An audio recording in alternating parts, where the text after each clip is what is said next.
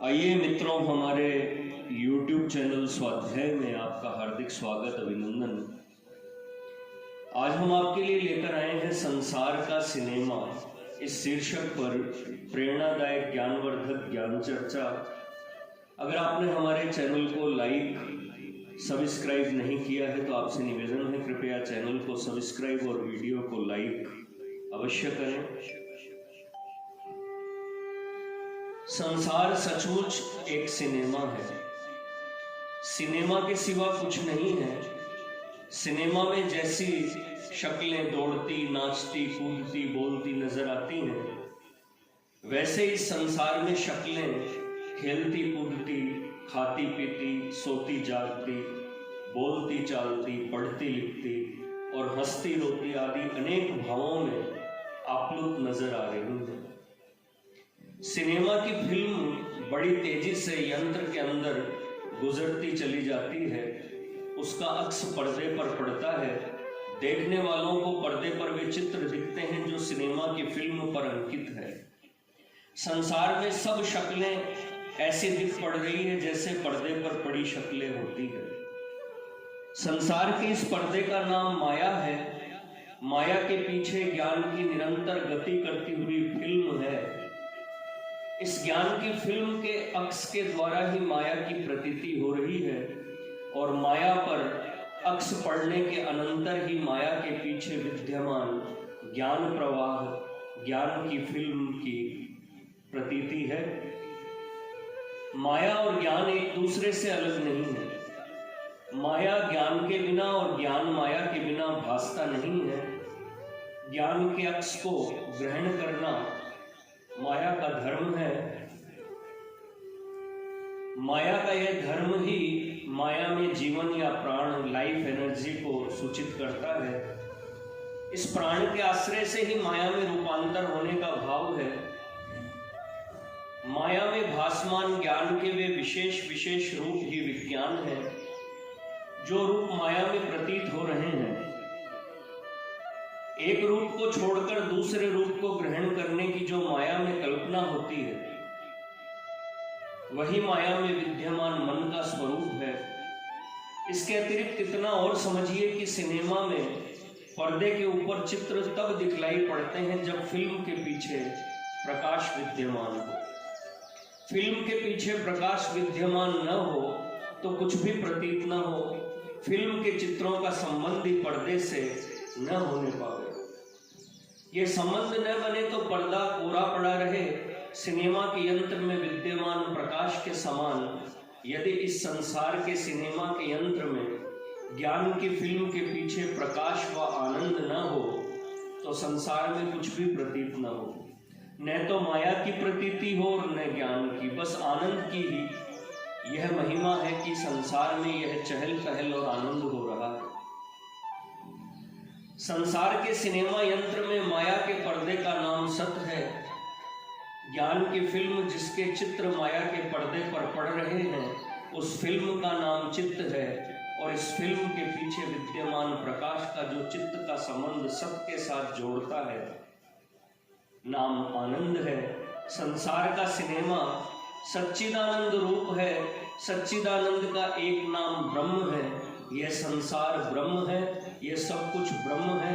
ब्रह्म से अतिरिक्त यहाँ कुछ नहीं है। सर्वम खलविदम ब्रह्म नेह नानास्ति किंचन। सिनेमा के पर्दे पर पड़ा हुआ चित्र फिल्म के चित्र की छाया मात्र है। इस चित्र और छाया में ऐसा भेद है जैसा धूप में खड़े हुए मनुष्य और उसकी छाया में होता है। मनुष्य तो वस्तुतः मनुष्य है, परंतु मनुष्य की छाया वस्तुतः मनुष्य नहीं है। वह तो छाया है, अवास्तविक पदार्थ है। इसी प्रकार ज्ञान का प्रवाह अथवा चित्त पदार्थ तो वास्तविक पदार्थ है, परंतु माया में उस चित्त के आभास से उत्पन्न दृश्यमान पदार्थ अवास्तविक है, माइक है, न रहने वाला है। कौन वास्तविक है और कौन अवास्तविक? जो प्रतीत होता है और फिर नहीं रहता वह अवास्तविक है। जो प्रतीति से पहले, पीछे और बीच में निरंतर बना रहता है वह वास्तविक है। अवास्तविक का नाम मिथ्या और वास्तविक का नाम सत्य है।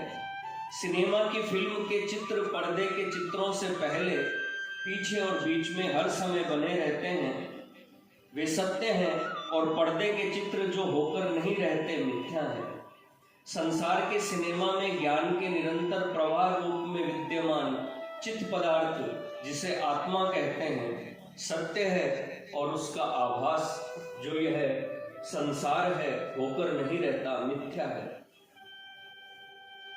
सिनेमा में तो फिल्म के पीछे प्रकाश रहता है, जिसके कारण फिल्म के चित्र पर्दे पर दृष्टिगोचर होते हैं, परंतु संसार के सिनेमा में ज्ञान के पीछे वैसा कोई प्रकाश नहीं है। ज्ञान तो ज्ञान होने से ही स्वतः प्रकाशमान है, स्वतः उसका स्वरूप भास रहा है। चित्त स्वरूप आत्मा प्रकाश स्वरूप व आनंद स्वरूप ही है। सामान्य चित्त अथवा अविशिष्ट चित्त ही आनंदात्मक है। सामान्य चित्त का अवभासन ही सामान्य चित्त की सदात्मकता का अवबोध कराता है। जो चित्त है वह है, इसलिए सत है, और सत का चित्त होना ही उसके अवभासन का स्वरूप है। यह अवभासन ही आनंद है। अतः सतचित आनंद एकात्मक है। सिनेमा में जिस प्रकार पर्दा, फिल्म और प्रकाश पृथक पृथक रहते हैं, इस प्रकार संसार के सिनेमा में नहीं रहते। चिदात्मक ज्ञान प्रवाह रूप आत्मा भासता है, उसमें भासनात्मक बल है। यदि यह बल न हो तो इस संसार की प्रतीति ही न हो, इसकी रचना ही न हो। चित्त ज्ञान प्रवाहात्मक है, इसकी प्रवाहात्मकता को आत्मा शब्द प्रकट करता है। चित्त की प्रवाहात्मकता को व उसके आत्म तत्व का कारण उसमें विद्यमान भासनात्मक बल है। चित्त के भासन से ही उसकी प्रवाहात्मकता या उसका आत्मत्व व उसकी सतत गति प्रकट है। इस प्रकार इस चित्त में ज्ञान, बल और क्रिया उसके स्वरूप से ही विद्यमान है। कहने का अभिप्राय यह है कि विश्व का आदि कारण माइंड, मैटर एंड मोशन रूप में एक साथ है। अर्थात the first cause of the universe is mind, matter and motion at the same time. तस्य भाषा सर्वमिदं विभाति स्वाभाविकी ज्ञान बल क्रिया च। सामान्य चित्त में अवभासन बल से अहम भावात्मक एक सामान्य वृत्ति पैदा होती है। जैसे प्रशांत जल में वायु के स्पर्श से आहित बल से बुद्बुदात्मक वृत्ति पैदा होती है। जहाँ बल का प्रकाश है वहाँ वृत्ति की भी उपस्थिति है, और जहाँ बल शांत है वहाँ वृत्ति का भी तिरोभाव है। वहाँ तो निर्विकल्प सामान्य चित्त है, अवभासन है तो वृत्ति भी अवश्य है, अवभासन नहीं तो वृत्ति भी नहीं। आदि कारण में ज्ञान, बल और क्रिया स्वाभाविक है, अतः स्वरूप से विद्यमान है, इसलिए आदि कारण में वृत्ति परिणाम भी स्वाभाविक है। बल के प्रकाश के समानुपात में वृत्ति परिणाम होता है। बल की अथवा भासन की प्रसुप्तता है तो वृत्ति की भी प्रसुप्तता है, और बल की जागृति है तो वृत्ति की भी जागृति है। वृत्ति की प्रसुप्तता का नाम ही अंतर्लय व योग है। प्रलय है, संहार है, सिमटना है, और वृत्ति की जागृति का नाम ही रचना है। विहार है, सृष्टि है, फैलना है। सिनेमा में फिल्म पर प्रकाश पड़ता है तो उस स्थान पर रुक जाता है जिस स्थान पर फिल्म पर चित्र अंकित हुआ है। जहां जहां पर चित्र अंकित नहीं, वहां वहां से प्रकाश पार हो जाता है। पार हुआ प्रकाश जब तक पर्दे पर नहीं पड़ता तब तक चित्र प्रकट नहीं होता। पर्दा प्रकाश को रोकता है, हल्का करके दर्शकों के पास भेजता है। पर्दा ही प्रकाश के उस आकार को अभिव्यक्त करता है जिस आकार को उसने फिल्म चित्रपट पर पढ़कर ग्रहण किया है। प्रकाश का यह आकार उसका वास्तविक नहीं है, किंतु आरोपित है, जो उसे फिल्म के साथ संबंध होने से प्राप्त हुआ है। पर्दे पर प्रकाश के आकार की जिस अभिव्यक्ति का हम अनुभव लेते हैं, उस अभिव्यक्ति की अपनी सत्यता कुछ नहीं है। उसमें जो सत्यता भासती है वह उसी फिल्म के चित्र की है जिसके आकार पर प्रकाश ने ग्रहण किया है, जिसके आकार को प्रकाश ने ग्रहण किया है। इसी प्रकार इस संसार के सिनेमा में ये सब अभिव्यक्ति जिसका अनुभव हम ले रहे हैं मिथ्या है। इसमें जो सत्यता भासती है वह उसी आत्मा की अथवा ज्ञानमय चित्रपट के ज्ञानात्मक चित्रों की है जिनका प्रकाश इस वृत्त्यात्मक परिणाम में भास रहा है। जल का बुलबुला जल से भिन्न नहीं है, परंतु उसकी उत्पत्ति बिना दो विरुद्ध बलों के संघर्ष के नहीं हुई। कोई भी रचना या वृत्ति विरुद्ध बलों के संघर्ष का परिणाम है। आदि कारण में ज्ञान और बल अथवा माइंड एंड मैटर, अथवा ज्ञान और भाषण अथवा स्थिति और गति रूप दो विरुद्ध बल है। इन बलों के पारस्परिक संघर्ष से जल के बुलबुले के समान अहम वृत्ति पैदा हो जाती है। यह वृत्ति अत्यंत साधारण है। सिनेमा में पर्दे पर प्रकाश की चित्रात्मक जो वृत्ति उत्पन्न होती है उसका कारण गत्यात्मक प्रकाश का स्थित्यात्मक चित्रपट के लिए चित्र के साथ संघर्ष मात्र है।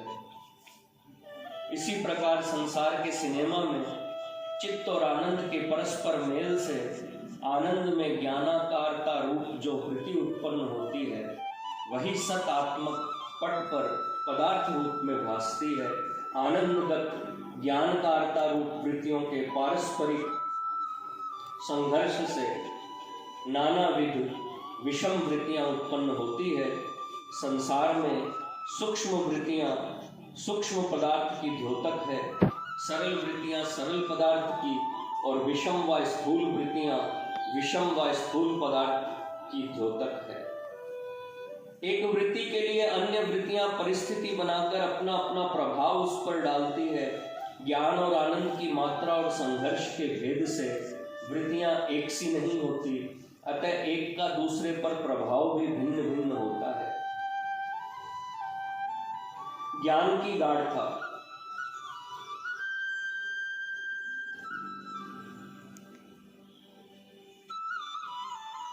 और सूक्ष्मता, ज्ञान की गाढ़ता और सूक्ष्मता के अनुसार वृत्ति भी सूक्ष्म व स्थूल होती है। सूक्ष्म वृत्ति में प्रकाश व आनंद अधिक भासता है और स्थूल में कम। अत्यंत सूक्ष्म वृत्ति में व वृत्तीय भाव में प्रकाश व आनंद ही रह जाता है। आत्मरूप ज्ञानमय कला के क्रमशः सूक्ष्म से स्थूल रूप में आनंद के साथ संबंध होने से पंच तन मात्रा की उत्पत्ति होती जाती है और पंच तन मात्रा के पारस्परिक मेल से स्थूल महाभूतों की उत्पत्ति होती जाती है। स्थूल महाभूतों के पारस्परिक मेल से संपूर्ण भौतिक पदार्थों इनऑर्गेनिक मटेरियल्स की उत्पत्ति हो जाती है। भौतिक पदार्थों का ऐसा रूप जिसमें अपने प्रभाव को दूसरे पर डालते हुए अपने ऊपर भी यदि यह प्रभाव डल रहा हो कि दूसरे को अपने अनुकूल बना रहा हूँ या स्वयं दूसरे के अनुकूल बन रहा हूँ, तो उस रूप को जीवित पदार्थ या लिविंग मैटर कहा जाता है। जीवित पदार्थ का मुख्य गुण अनुकूलता, एडप्टाबिलिटी है। इस गुण के प्रकाश का ही नाम इच्छा, काम व विल है। बस जीवित पदार्थ का मुख्य गुण काम व विल है जो उस पदार्थ के प्रयत्न को प्रकट करता है। निरंतर एक ही रास्ते से चलता हुआ यह प्रयत्न विशेष प्रकार के बाह्य प्रभाव को ग्रहण करने व दूसरे पदार्थों पर आत्म प्रभाव को डालने में उस दिशा को स्थिर कर देता है। इस दिशा का स्थिर होना ही वात संस्थान नर्वस सिस्टम का उत्पन्न होना है और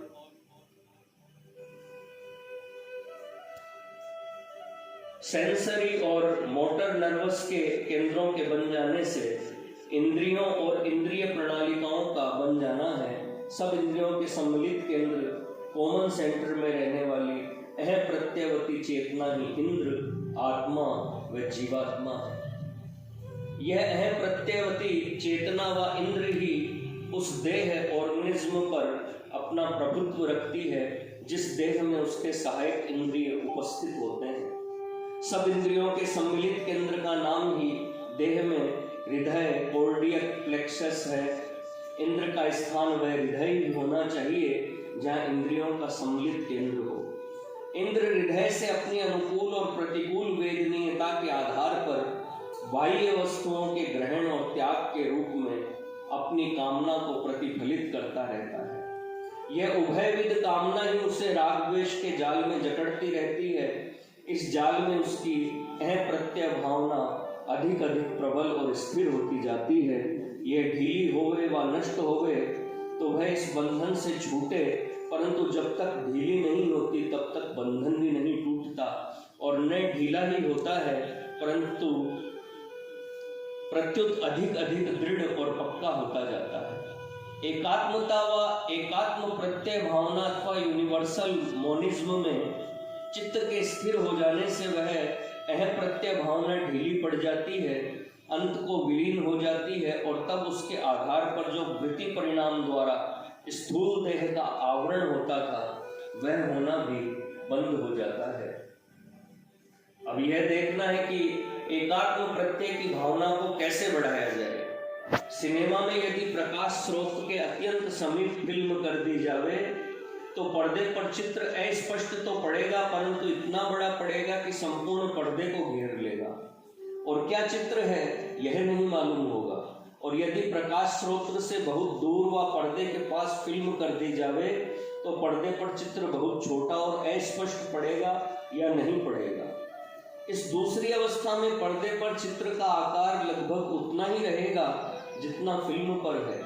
इस प्रकार पर्दे पर वैसे चित्र उतने आ सकेंगे जितने गुना वह पर्दा उन चित्रों से है। संसार के सिनेमा में तो कोई व्यक्ति अपने व्यक्तित्व को व प्रत्यय आत्मा को प्रकाशात्मक शुद्ध चिदानंद के अधिक अधिक समीप करता चला जाता है तो उसके स्वरूप की छाया संसार के पर्दे पर इतनी बड़ी पड़ती है कि वह संपूर्ण संसार को व्याप्त कर लेती है। सब संसार उसकी छाया में आकर उसके चित्र से चित्रित होता है, उसके प्रभाव से प्रभावित होता है और उसी के प्रकाश से प्रकाशित होता है। यह तरीका अपने व्यक्तित्व को उन्नत करके उसके द्वारा संसार की एकत्व प्रत्यय की प्रतीति की ओर लाने का है। एकत्व प्रत्यय की प्रतीति हो जाए तो संसार में से विषमता दूर होकर संसार को शांति, आनंद व मोक्ष प्राप्त हो जाए। यह तरीका व्यक्ति के मोक्ष से संसार को मोक्ष प्राप्त होने का है। संसार के मोक्ष के विचार की यह दृष्टि अध्यात्म दृष्टि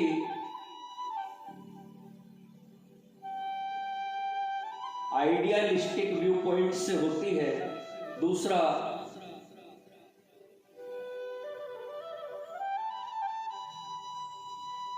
आइडियलिस्टिक व्यू पॉइंट से होती है। दूसरा प्रकार व्यक्तित्व को प्रकाशात्मक शुद्ध चिदानंद से अधिक अधिक दूर करने का है। इस प्रकार व्यक्तित्व इतना छोटा हो जाता है कि संसार में सब व्यक्ति एक समान व एक रूप होते चले जाते हैं। व्यक्तियों की स्वरूपता से संसार में से विषमता का लोप होता जाता है। विषमता के लोप से संसार में शांति, आनंद व मोक्ष अनायास उपलब्ध होता है। संसार के मोक्ष के विचार का यह तरीका भौतिक दृष्टि मेटेरियल व्यू पॉइंट से होता है। दोनों प्रकारों का फल एक ही है, विषमता का नाश और स्वरूपता की प्राप्ति। महात्मा लोग पहले प्रकार से यत्न करते हैं और साधारण लोग दूसरे प्रकार से। विषमता दूर हो जाने पर संसार के सिनेमा का खेल समाप्त हो जाता है। जब तक विषमता दूर नहीं होती तब तक यह सिनेमा बराबर चलता रहता है। सिनेमा के खेल का एक चक्कर समाप्त होने पर भी फिर दूसरा चक्कर आरंभ हो जाता है, क्योंकि इस खेल का मायावी सच्चिदानंद तो नित्य है, वह तो समाप्त नहीं होता। वह अपने आप में से आप ही इस खेल को फैलाता है और आप ही इसे समेट लेता है। बस ऐसे ही यह खेल चलता रहता है। सत्यम शिवम सुंदरम। मित्रों, यह थी संसार का सिनेमा इस शीर्षक पर प्रेरणादायक ज्ञानवर्धक ज्ञान चर्चा। अगर आपने हमारे चैनल को सब्सक्राइब और लाइक नहीं किया है तो आपसे निवेदन है, अगर आपको हमारा वीडियो पसंद आए तो इसे लाइक और चैनल को सब्सक्राइब अवश्य करें। धन्यवाद।